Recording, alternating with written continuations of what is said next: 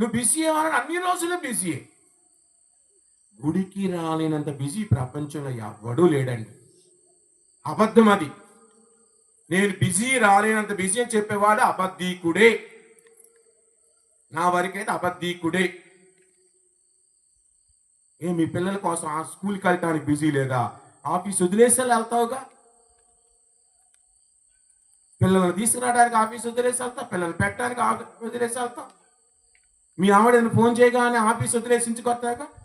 అలా రాకూడదుగా మరి బిజీ అయినోడివి.